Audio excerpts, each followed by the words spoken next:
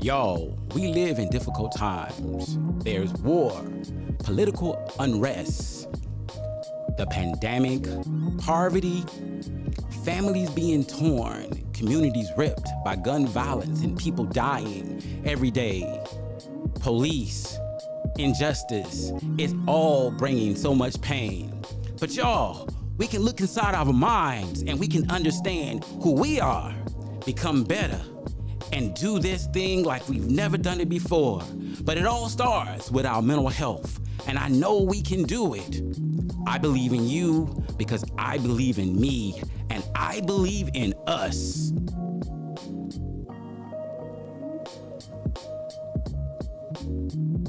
Hello, and welcome to another episode of Therapy is Life, where thinking, feeling, and experiencing well-being is what we do.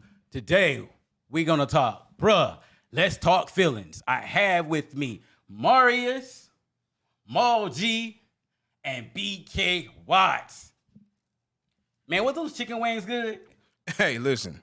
Comfort CLE on 105th will put you together. Wings, the chicken goats, they call themselves. That sauce, if you will. Yeah, man. I mean, what about that fly, man, that was flying around there? The fly had to come back to make sure that he wasn't tripping, that the sauce was good as he thought. And it was, man. They the chicken goats, you know what I'm saying? I know that's two different animals. Don't worry about it. Just go. I mean, but you was tearing the chicken wings up, man. The fly was right there enjoying it with you, and you still was like. And listen, we was on a very important call that we can't talk about yet, but just understand we was in that Zoom, and I was zoomed in on the chicken, okay? You know what? Chicken and flies just don't go together. So, They don't. anyway. They don't. But anyway. But chickens fly, so hold on. Chickens do fly, don't they? I see. They do fly. They just fly. Excuse the rapper in your boy, you know what I'm saying? All right. Chickens do fly. Yeah, they fly away, don't they? So they fly out of here.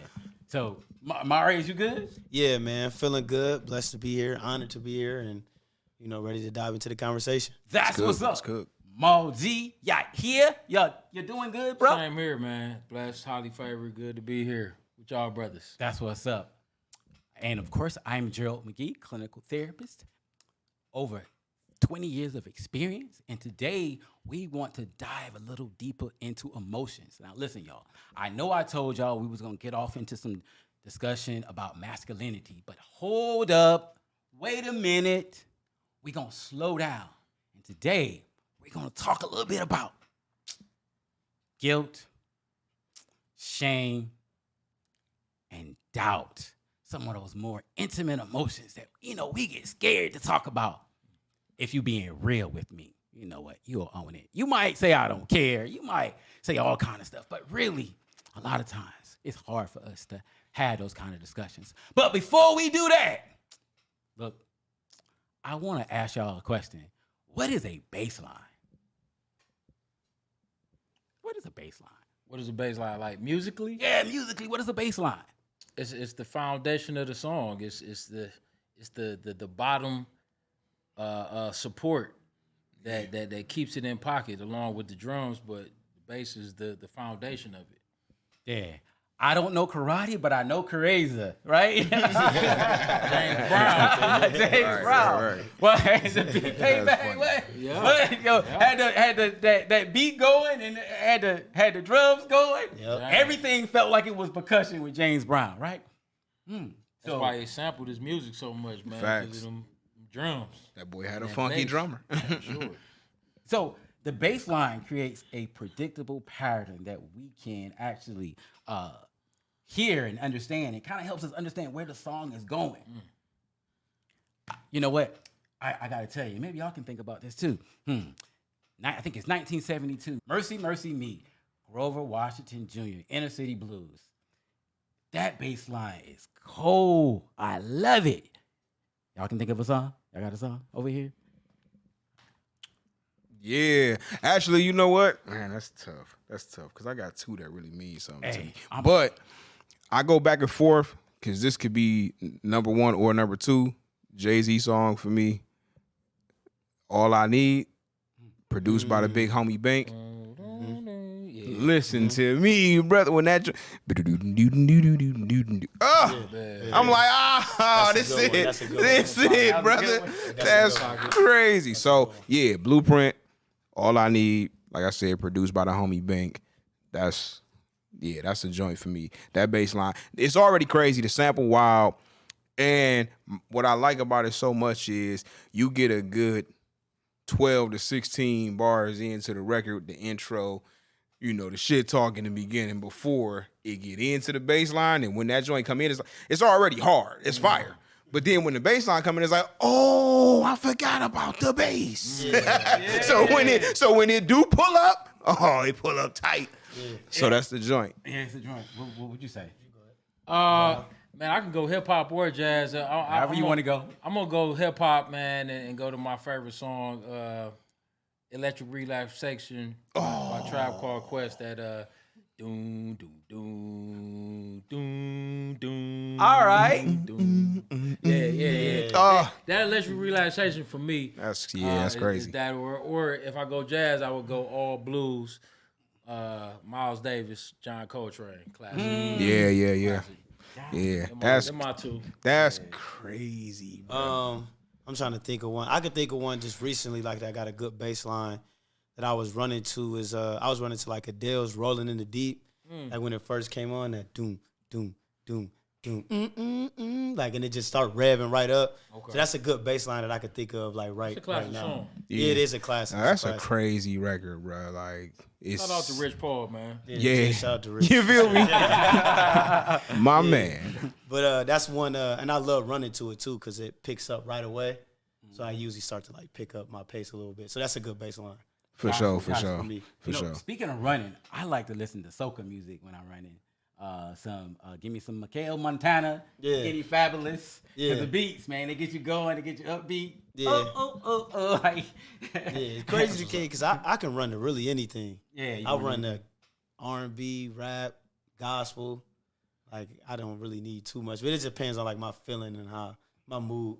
Yeah. So. Hey, speaking of gospel, you remember "Stump" by Kirk Franklin? Of course. Dang, that's crazy. I think that might have been the first Kirk record I heard. Word. Yeah, low key. That was one of them ones, though. Yeah, that might have been the first Kirk Franklin record that I heard that I knew it was Kirk Franklin. And I was like, okay, like this dude music. I was like, okay, brother, wait a minute. This is your cousin. This is your nephew. Kirk Franklin here. Nah, he really he was the first artist that I was like, all right, maybe all this church music ain't bad. Right. As a kid. Yeah. Because before that, it was just like, whoo, I'm so tired. Put you to sleep. Man, listen to me, bro. Just slow, long notes on the organ. It's just the mother just up there holding long notes. I'm like, yeah, it's sleep time. Yeah. You know, y'all, I mean, I really appreciate this. And, I got a deeper question. Can you imagine hip-hop, jazz, gospel, even classic music, any kind of, without a bass line, without the percussion? Can you imagine what it would feel like? Can you imagine listening to Michael Jackson's Billie Jean without that bass line?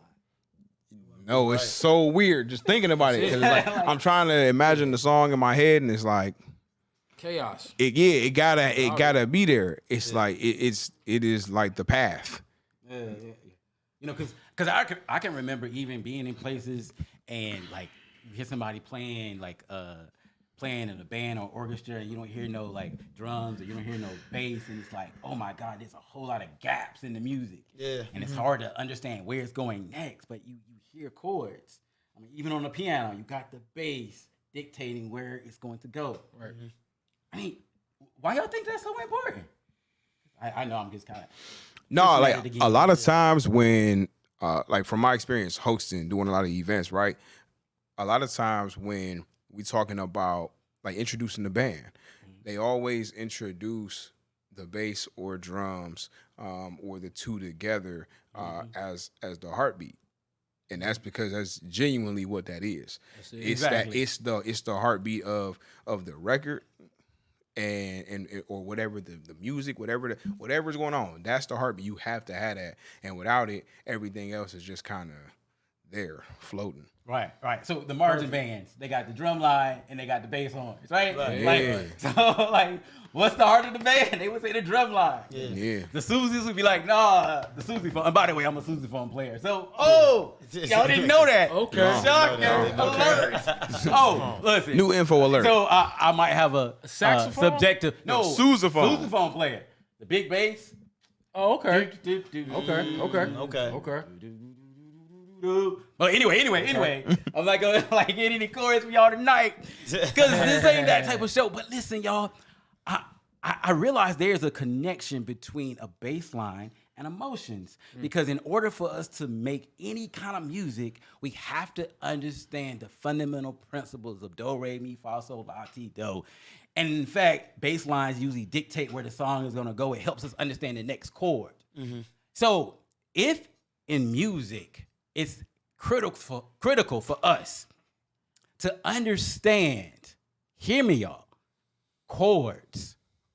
Why do we spend so much of our life not understanding emotions?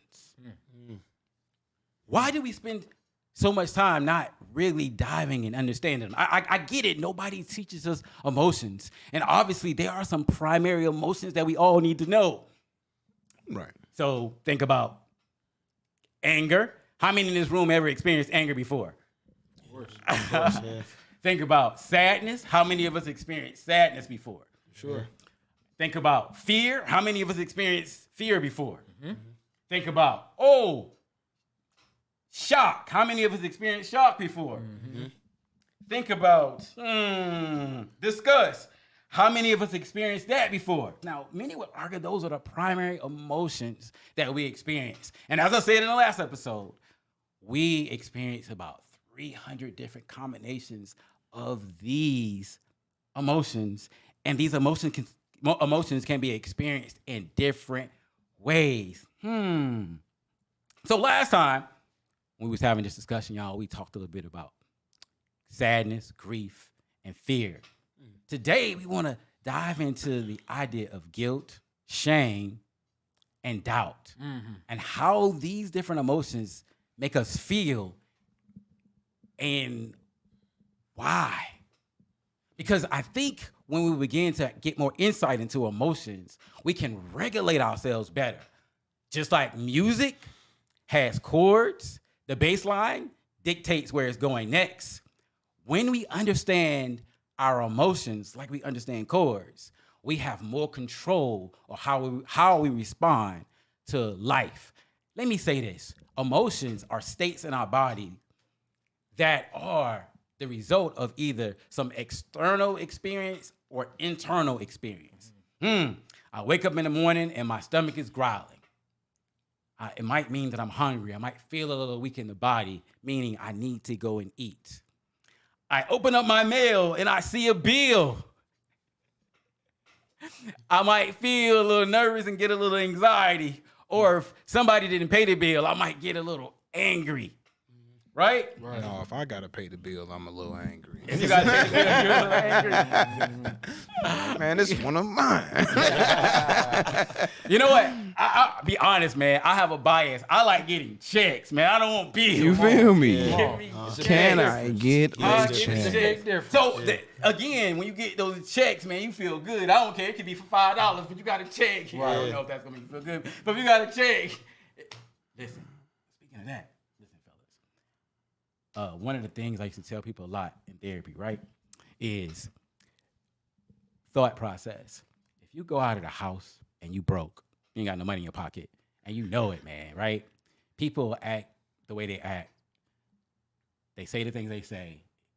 It's going to irritate you at a whole deeper level.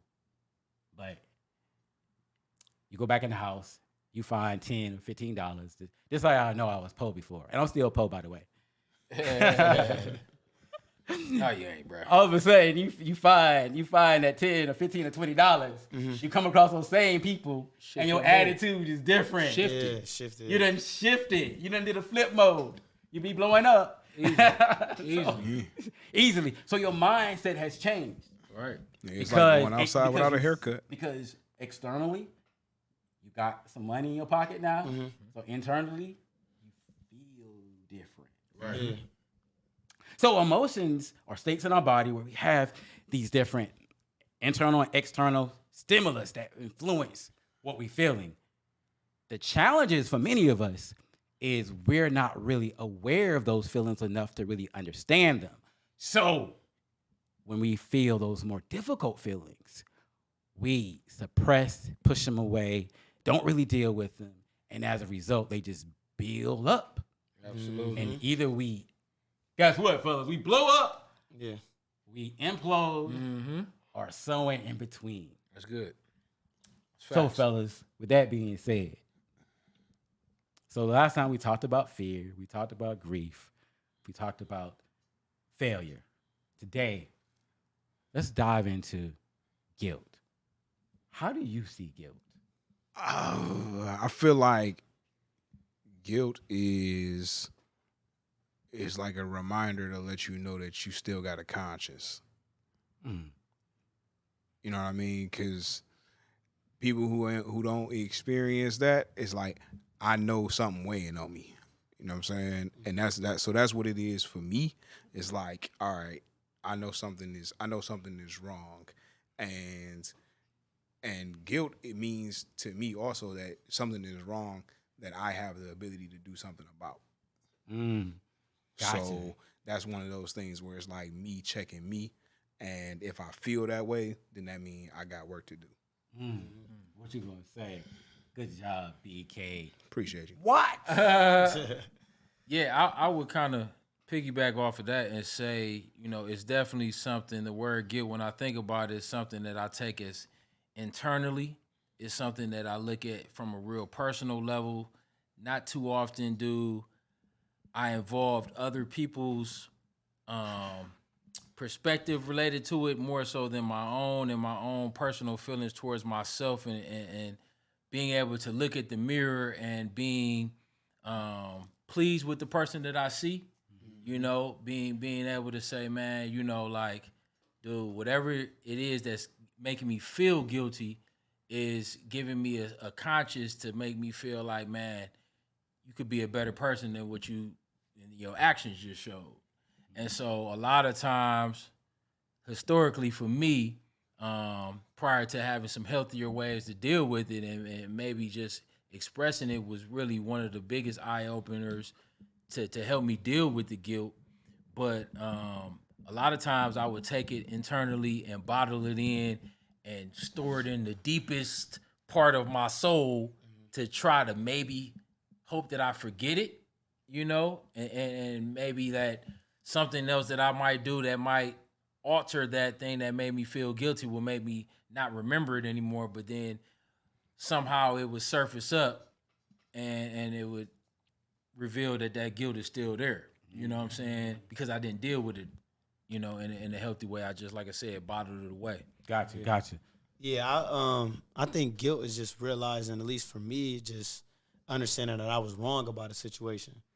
Regardless if I was wrong about it intentionally, or maybe if I was wrong about it and didn't really meant to do that, or didn't mean to do that, I mean.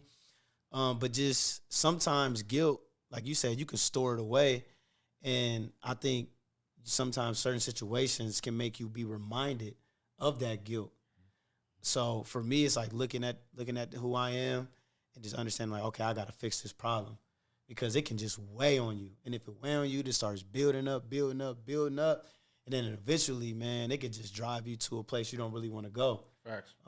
If you're really, really guilty about something. So just understanding to deal with the situation. Right. Guilt obviously is a socially oriented emotion. And what I mean by that is your values and principles that you learned in your environment help influence what you feel guilty about. Right. And in the more chaotic environment you live in, you might not feel guilty about certain actions. Like, for example, somebody goes and they steal something from the store. If they're in really hard times, they might not see it as something immoral or something they should be guilty about, because they see it as necessary. Mm-hmm. But when you have a foundation where you have food, water, shelter, clothing, those things you need, you may look at it and judge your actions differently. So guilt definitely is orientated to our particular environment that we live in, what we believe ultimately. Absolutely. So, but before because I want to talk a little bit more about guilt, but before I do that, let's talk about shame a little bit. What do y'all see? How y'all see shame? Keenan Ivory Wayans. Low down dirty.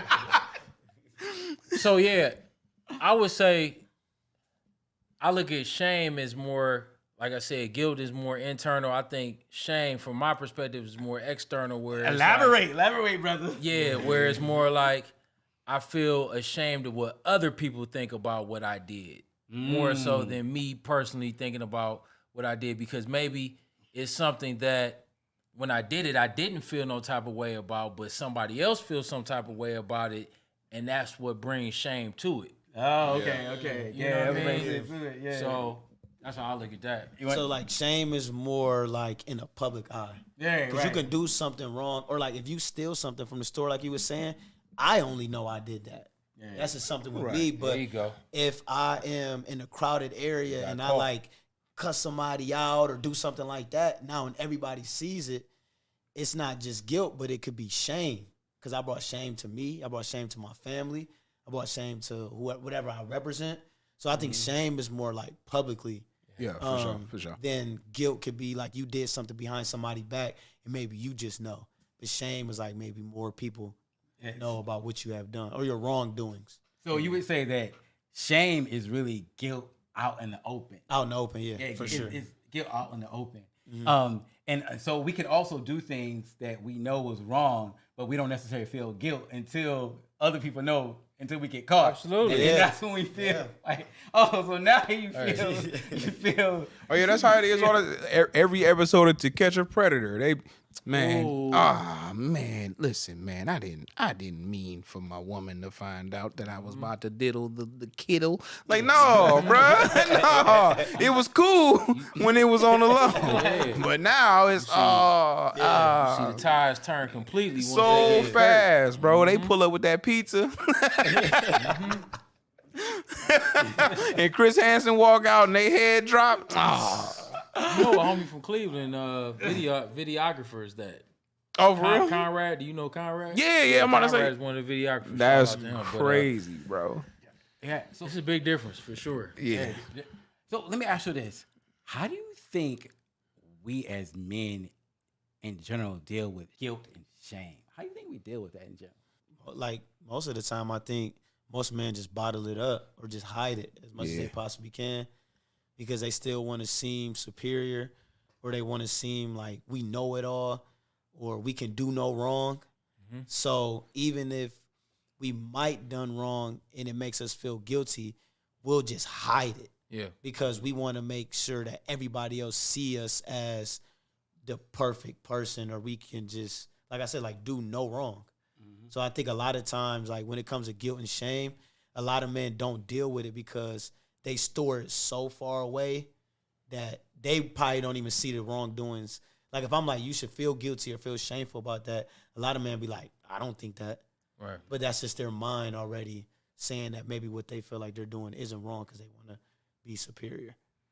Yeah, I think guilt and shame is like those two things like attack the man's pride and ego. You know what I'm saying? Like two things that we are driven by in a lot of aspects. And so, you know, I've seen men in some guilty, shameful situations still take a role where it's like, you know, I'm still gonna be nothing can hurt me. You know what I'm saying? Or I'm not that bad for doing it. You know, we can go down a rabbit hole talking about one of our favorite entertainers right now who's getting caught up in some stuff. Are you not entertained? You know, it's like, you know what? We actually can. They said we can talk about them on the network. Yeah, I mean, it's sad to see. I don't even want to bring them up for real because I just hate to see it go down like that. But I think, you know, like I said, pride comes before the fall, man. That's one big thing about it, man. And a lot of times, you know,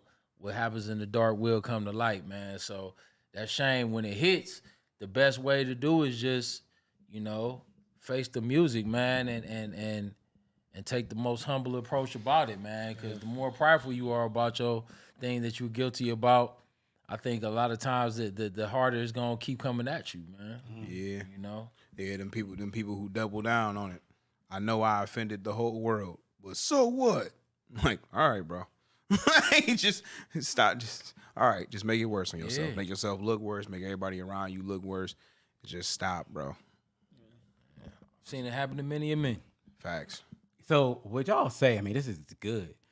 Guilt, shame, they fundamentally the same emotion. One is internal, one is external, and I guess they create this thing around us internally and externally that we have failed, we are not good enough, we are not worthy, we are not deserving, we are failures.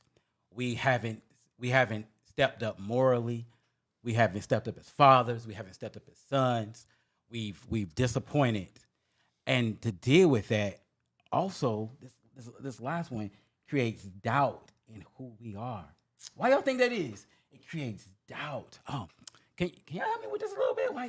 What's your thoughts on that? Doubt, how it plays into who we are. Go ahead. Well, I was just gonna say, like, I think kind of going with the piece of like being confident in who you are, right? You know, it's like the doubt is like the adverse feeling of confidence. And so if I doubt who I am, then it kind of hinders me from performing at the level that I need to as a man, you know?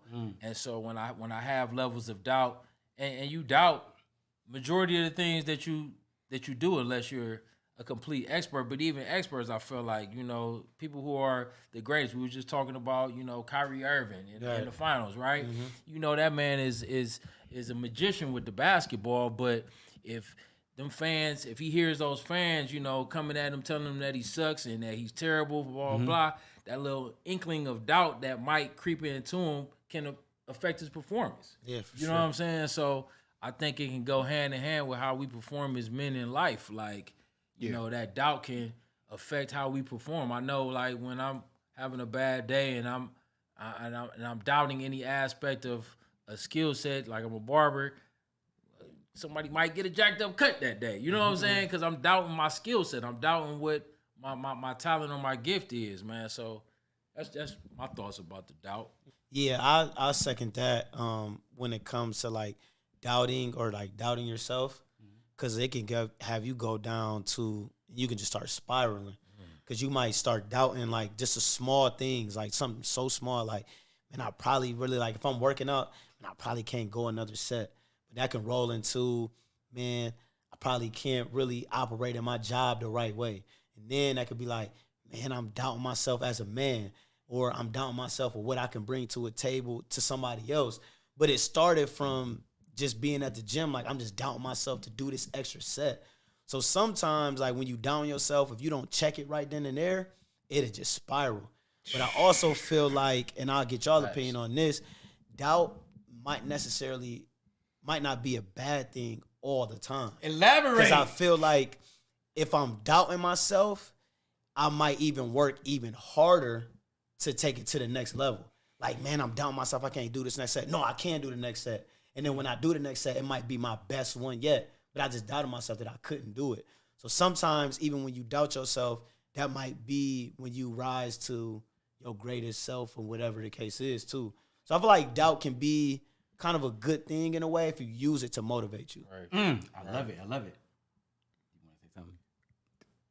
I'm going to keep it a buck with y'all. It's not a part of my life.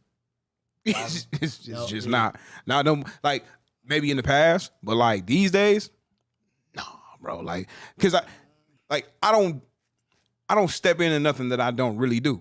And, like, everything that I do, I dive into so hard, so aggressive that I get where I'm looking to go. Mm-hmm. And so, like, I feel you, especially because at the end of the day, like, cutting hair, bro, is art. Mm-hmm. You know what I'm saying? You got to put that on somebody or take away. You know what I'm saying? It's relief art. You know what I'm saying? It's particularly the style of art is relief you're taking away from. Like, bruh, I know for a fact, I may not necessarily personally be 100% satisfied with the end result, but I never doubt for a second that I know I can pull off the drawing, the art that I'm about to do. I know for a fact I can sit down and have the conversation. I know for a fact, like, the only things that I could ever doubt are things like outside of myself. Like, this might not work. That person might not show up. This equipment might fail. It's not me. I know my part. Right. I know I'm about to do what I do. Like, I get anxiety when I'm about to hit the stage, when I'm hosting a show or when I'm rapping and performing, but I don't doubt that I'm about to go up there and smoke everybody when I hit the stage. It's anxiety. I'm anxious. I'm nervous. I'm ready. He's on fire. You know what I'm saying? But I never think to myself, maybe I don't got bars. Nah, fam, I'm up here. Like, let's go. So it's like, I think perhaps if I did things outside of the scope of my range of ability, my skill sets, my expertise, then maybe the room for that would be there. But because I spend so much of my time in those areas and in those spaces of focus, and that's how I work, and that's what I consume my day-to-day with, that it's like it's not there no more. And then I feel like even if I picked up something new, it's like the way that my mind operates is like, I'm gonna get where I'm supposed to with this, even when I'm in the beginning. And let's go. Yeah, gotcha. Can I piggyback off of both of y'all? Okay. For sure. Because y'all both made solid points about that.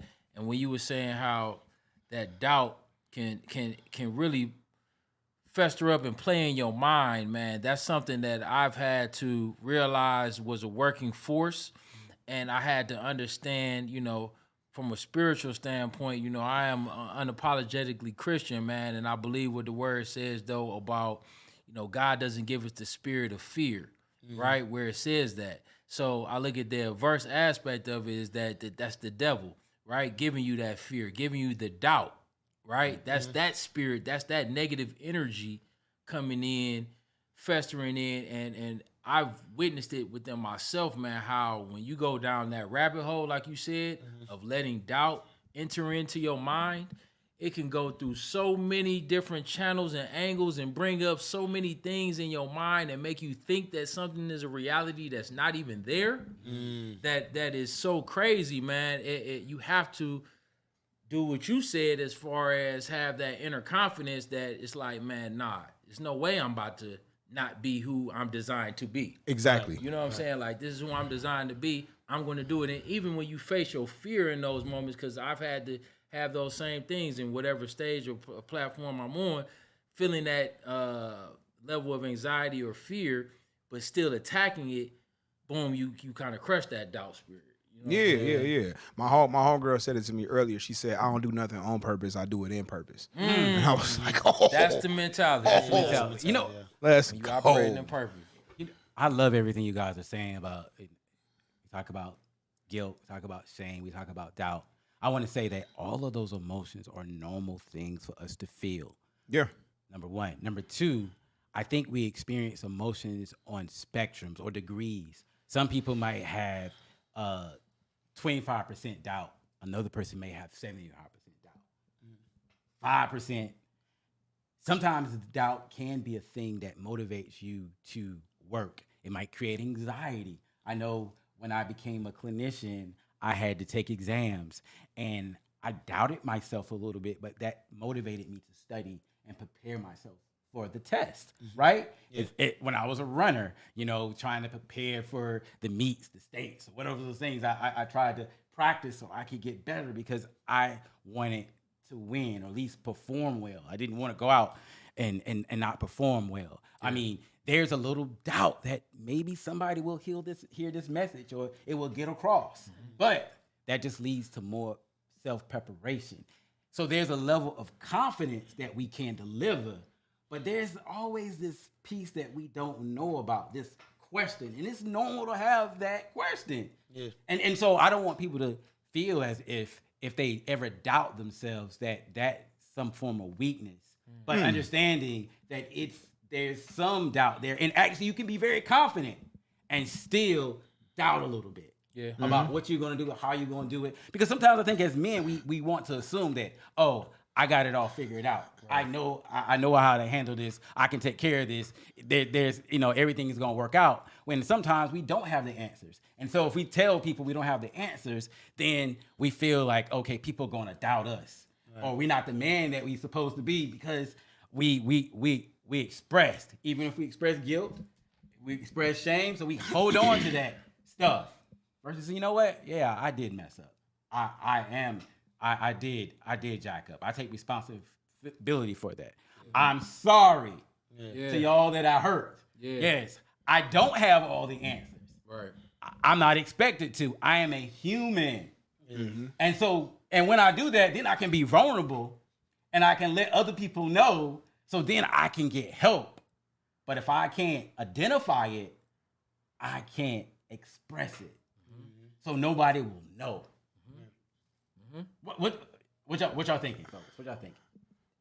Yeah, I look at like some of the greatest leaders who are vulnerable enough to show that they don't know it all, right? And know how to then in that aspect empower other people who do know what they don't know, right? And so it kind of like shows that level of vulnerability, like you were talking about, to be a strong enough leader to say, okay, I might not be an expert in this, but I know who is, I can bring to the table, who can also help us still get to the end goal that we need to get to. You know, instead of taking that prideful route and making it seem like you know it all, trying to, you know, take the egotistical route to success, and then end up falling on your behind because you missing in a gap somewhere. Mm-hmm. So I respect when somebody can be that type of leader and expose where their weaknesses are, expose where they might need levels of assistance, and you know, still be able to get to that end game goal. Right. Yeah. What do y'all think is some of the differences between being confident and arrogance? Yeah, I think kind of like what you just said. Like, just being confident is knowing that I know what I got going on. Like you saying, like, I'm confident. Like, if I get on this stage, I'm confident that I know what's going on. But I think the other side could be like, I don't need nobody else. I'll figure everything else out. Yeah. Like, it's ugly. Yeah, no, it is. Like arrogance is ugly, bro. Like, it's one of them, because like the thing is, I feel like the difference is that arrogance comes with something that like puts out negativity on top of it. Like, for example, I can go out and hit that stage, and I can just cook, do me as I do it, and then still be behind my man that's coming next. Like, hey, y'all make noise for the next cat up. Yeah. I've done a show where somebody that went up on the stage wasn't even that great. We get up there and he like, yeah, greatest ever, better than all the rest of these niggas. You know what I'm saying? So after this, y'all might as well go home. Like, it's like that. It's like, bro, like I don't have to put nobody else down with with my energy, or attempt to, especially if it ain't warranted. You know what I'm saying? And arrogance very often ain't warranted. Yeah, it's somebody who might have some people standing behind them like, yeah, you the greatest. That's just because they ain't good either. You know what I'm saying? Mm-hmm. So it's like that arrogance, I feel like, comes with negativity. Yeah. I feel like it's belittling. I feel like it tries to put others down. I feel like that's what arrogance is by comparison. It's like, and it comes with a level of like, I'm better than, or condescendingness. Like, confidence is not that. I just know what I got in here, and I'm sure of that. But in no way do it have to negatively impact nobody else around me. Sure. Yeah, I would say, comparing it to like a sports analogy aspect of it, man, like the difference between LeBron and Kobe, God rest his soul. You know, I wasn't the biggest Kobe fan because I thought Kobe was a little arrogant. You know, I felt like Kobe was the type, as cold as he was, he had Shaq right next to him. You know what I mean? Another great. And instead of finding a way to be confident in who he was, building up Shaq and letting them both be great together, it was almost like a mentality like, I'm better than you. You don't work as hard as me. I'm the coldest. And that made them get 4 rings instead of 10 rings. You know what I'm saying? Sure. They could have got 10 rings had both of them greats been together like that. LeBron, and that's why I don't understand why people say LeBron is arrogant. I've never seen arrogance on him. He's confident in who he is. Yeah. He knows that he is who he is, but he can stand next to another great and assist them, big them up, and want them to be just as great, you know? Yeah. Now, sometimes they don't meet that level with them, you know what I'm saying? Or sometimes LeBron's greatness is just too much for them to be around because they feel like I can't live up to that, but he never pushes his thing off, like you said, in a way like, hey, I'm better than you, you can't get on my level type mentality. Right. So that's, to me, the difference between confidence and arrogance, man. Like you said, that negative energy That come is with that it. arrogant, man. Yeah. That confident is just knowing, hey, I'm going to do what I need to do today. You know what I'm saying? Yeah. Hopefully you, and I want you to do it too. Yeah. You know what I'm saying? Yeah. But hopefully we going to do it together. You know what I'm And that saying? eliminates the doubt too. Like being confident and being like understanding. Like I know I was watching this Kobe documentary because I tore my Achilles, and he was just talking about how he used to work out like at like 6 a.m. and then go back at 9, and then go back at like 3, and then go back at 7. He said, and over time it just started to show the separation. So that eliminates the doubt. How we was just talking about. And just being confident, like I put the work in. I put the work in every day and every night. So I don't doubt myself because I know what I'm capable of. Yeah. But I think if you too confident, it can move into being arrogant. Yeah. But you won't win that way. I think Nah. within sports, I think within life, like you being arrogant, you won't win. You won't win. And I Hey, think yo. you just find yourself by yourself too. Listen, who is it? You want to know who was just arrogant and who felt like, oh yeah, this is easy. This is cake. I got it in the bag. I know who you might say. Drake. He went into that. Oh, little Kenny. Oh, size 7 shoe. Oh, short guy. Ha ha ha. Cooked. Yeah. Got cooked. He's still sizzling right now. Oh, for sure. And he about to sizzle some more on Juneteenth. Like he went into that ultra arrogant. What do you say? Y'all ain't gonna never catch me in numbers. Y'all ain't gonna never outdo me when it comes to the chart. And then Kendrick dropped every single diss he dropped, did bigger numbers than every diss Drake dropped. Then the one song, Not Like Us, did more than every joint that Drake dropped, a part of the diss combined. It's like, bro, so all of those things that he said in the beginning, you never see me in numbers. You can't compete with me. You can't catch up. He did all of it in a matter of 2 Pride weeks. comes before the fall. Do you feel me? So it was that arrogance. It was that overconfidence. I'm the number one artist on the planet. Yes, you are. But carrying yourself like that just got you cooked in front of the world. It happens every time. You know what? I like to think about arrogance in a couple of different ways. Number one, I like to call them, sometimes in sports, I call them the unwise goats. They full of talent and ability. They can do a lot of things, but they fail to understand the necessity of other people that they work with. Yeah. So that's one way to look at them. So you might talk about Kobe in that way. I might have thought even at one point Kyrie might have been one of those kind of people, but I don't think like that now. Yeah, he's matured. He's matured. He's grown up, right? But then you have the person who dresses for the part, but they haven't prepared for the part. So there's this sense of inadequacy that's driving them, this insecurity. And instead of admitting that they're hurting, they're sad, they effed up or they failed at something, they try to present to everybody else like they are the thing or they are that guy, they're that woman. And that form of arrogance, you'll notice they won't be able to receive feedback. Yeah. They'll be always looking for praise. Yep. They have to always be the center of attention. If the attention on somebody else, they will try to get it back on them. They probably struggle with saying thank you. They probably struggle with communicating and connecting with others and being empathetic to the feelings of others. Arrogant people tend to have some insecurity or fear dictating their behavior. Confident people, truly confident people, can understand they can be good at something. They also understand that they can fail, but they will be okay. They can take feedback. They can take criticism because they know they will be okay. But underlining, if we have a lot of unmet emotional needs, we're not aware of our emotional state, we can teeter towards being this low, depressed person. Like when we experience guilt, shame, we experience doubt.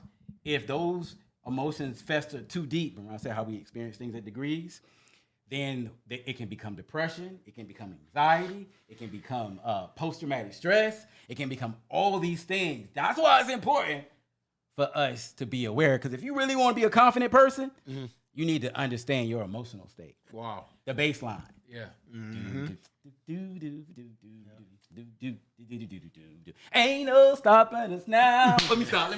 I'm not a singer. I'm not gonna sing. But really, guys, man, look, I appreciate this discussion, man. And look, I want to appeal to all my brothers out there to get in contact with your emotions. Hey, phones got all these emojis on them, right? What you need to do is look at those emojis and think about different times you may have experienced different emotions. Try to get in contact with them. I suggest, if you like going out to the lake, I know I do, sitting there. Identify every emotion that you feel. It's easy to do it in that place because it's kind of calm, right? What are you feeling? When you listening to your music, identify the emotions that you feel.